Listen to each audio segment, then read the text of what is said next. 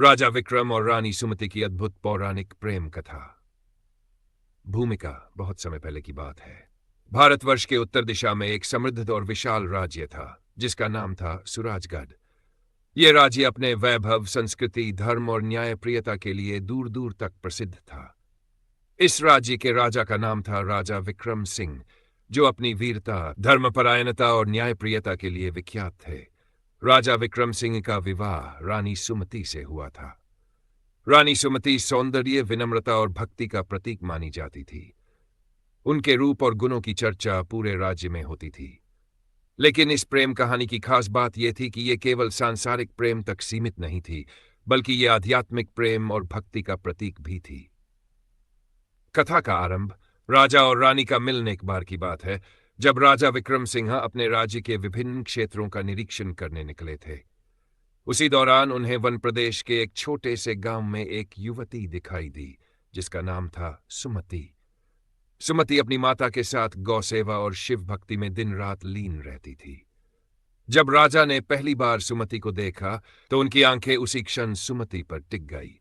सुमति की सुंदरता और उसके चेहरे पर तेज देखकर राजा का मन मोह लिया। राजा ने वहां के गांव वासियों से सुमति के बारे में पूछा, और जब पता चला कि वह एक ब्राह्मण परिवार से है और अत्यंत संस्कारी है, तो राजा ने तुरंत विवाह का प्रस्ताव भेज दिया। सुमति के पिता ने कहा, हे राजन, हम साधारण ब्राह्मण हैं और आप एक महान सम्राट हैं।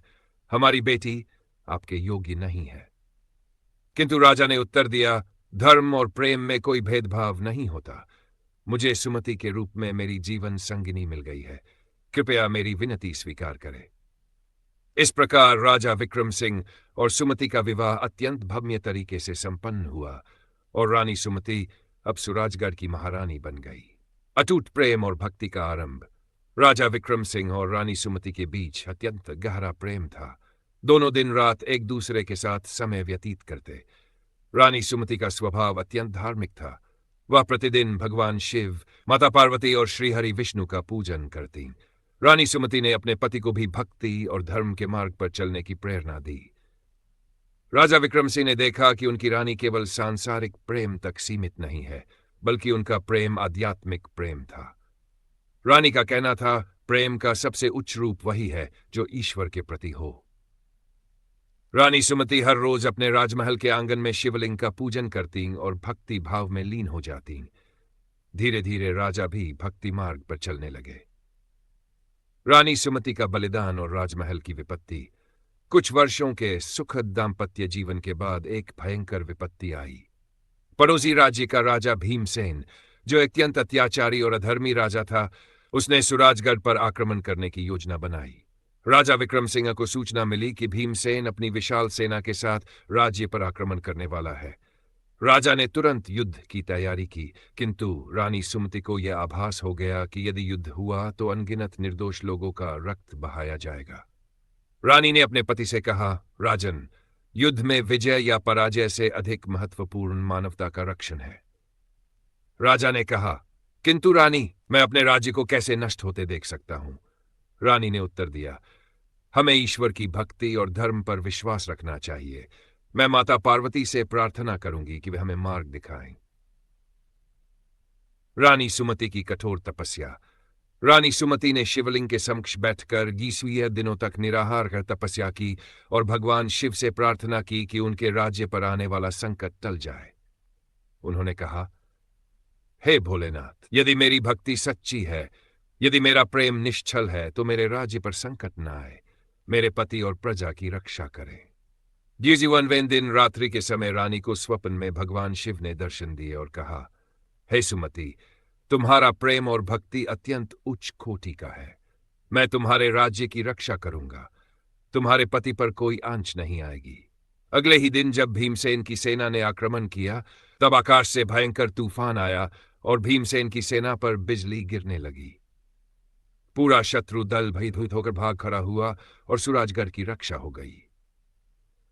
रानी सुमति की आध्यात्मिक शक्ति। इस घटना के बाद राजा विक्रम सिंह को यह जात हो गया कि उनकी रानी केवल सांसारिक प्रेम तक सीमित नहीं, बल्कि ईश्वरीय शक्ति का प्रतीक है। उन्होंने अपनी रानी के चरणों में नतमस्तक होकर कहा, हे सुमति, तुम्हारा प्रेम और भक्ति ने मेरे जीवन को सार्थक बना दिया है। तुम केवल मेरी रानी नहीं बल्कि मेरी मार्गदर्शिका और देवी हो।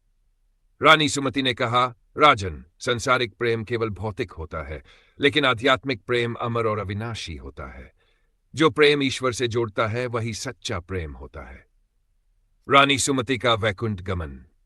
कुछ वर्षों बाद रानी सुमति ने राजमहल छोड़कर हिमालय की गुफाओं में जाकर तपस्या करने का निश्चय किया। उन्होंने कहा, अब मेरा सांसारिक कर्तव्य पूर्ण हुआ। अब मैं ईश्वर के श्री चरणों में विलीन होना चाहती हूं। राजा ने अत्यंत विनती की, रानी, आप मुझे छोड़कर मत जाइए। रानी ने उत्तर दिया, राजन, हमारा मिलन ईश्वरीय था और हमारा प्रेम भी ईश्वरीय है। शरीर का प्रेम समाप्त हो सकता है, लेकिन आत्मा का प्रेम अमर होता है। इसके पश्चात रानी सुमति ने गुफा में कठोर तपस्या की और एक दिन उन्होंने अपना भौतिक शरीर त्याग कर परमात्मा में लीन हो गई। समाप्ति। राजा का त्याग और परम सत्य का ज्ञान। रानी के वैकुंठ गमन के पश्चात राजा विक्रम सिंह ने अपना सारा वैभव त्याग दिया और स्वयं सन्यासी बनकर वन में तपस्या करने चले गए। उन्होंने कहा, सच्चा प्रेम भौतिक नहीं, आध्यात्मिक होता है। सुमति ने मुझे सिखाया कि प्रेम का उच्चतम रूप ईश्वर से जुड़ाव है। मैं अब उन्हीं के मार्ग पर चलूंगा। इस प्रकार राजा विक्रम सिंह और रानी सुमति की प्रेम कथा आज भी लोगों के हृदयों में जीवित है। उनके प्रेम, भक्ति और त्याग का स्मरण करते हुए लोग ये सीखते हैं कि सच्चा प्रेम कभी समाप्त नहीं होता। वह ईश्वर से जोड़ता है और अनंत काल तक अमर रहता है।